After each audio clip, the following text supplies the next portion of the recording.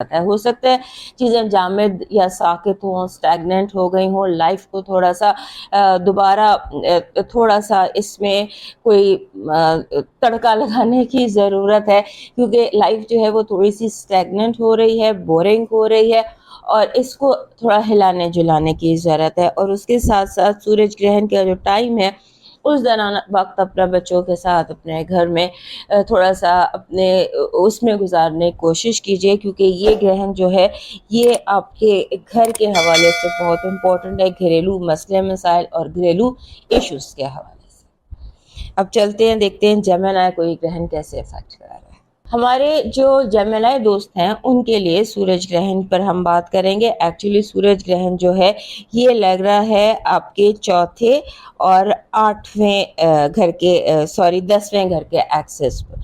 चांद ग्रहण की पिछले वीडियो में मैंने आपको समझाया था कि चौथा और 10वां घर क्या होता है। सो अब जो ग्रहण लग रहा है, सूरज ग्रहण लग रहा है, ये आपके चौथे घर में लग रहा है, यानी कि बुनियादें।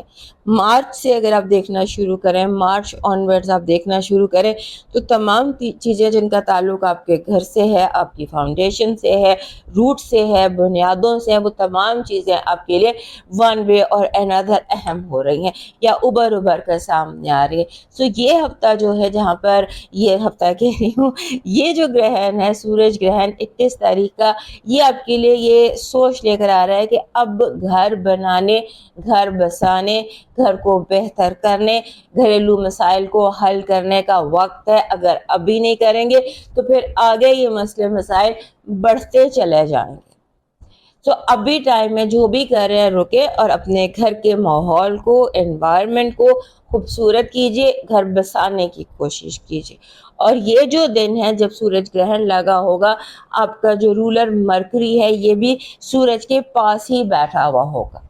सो आपने सूरज ग्रहण के दिनों में अपने आप को ग्लूमी या उदास या डिप्रेस नहीं करना।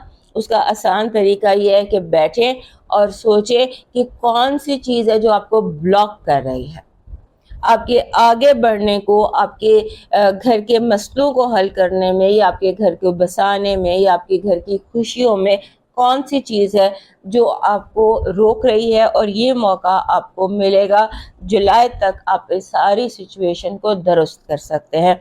तो तमाम ताल्लुकात जिनका ताल्लुक घर है, माँ बाप हैं, बहन भाई हैं, आपका रियल एस्टेट के मसले हैं, आपके जो भी मसले जिनका ताल्लुक आपकी ये जो बुनियादों से, फाउंडेशन से, घर से, होम से है, सो अपने घर को जो है उस पर अपना फुल फोकस रखिए और इसको ठीक करने की कोशिश कीजिए। यूनिवर्स बार बार आपको मौके दे रहा है। ये जो एक्सेस है ना चौथे और 10वें घर का, जहाँ पर ये ग्रहण लग रहा है, ये इसीलिए लग रहा है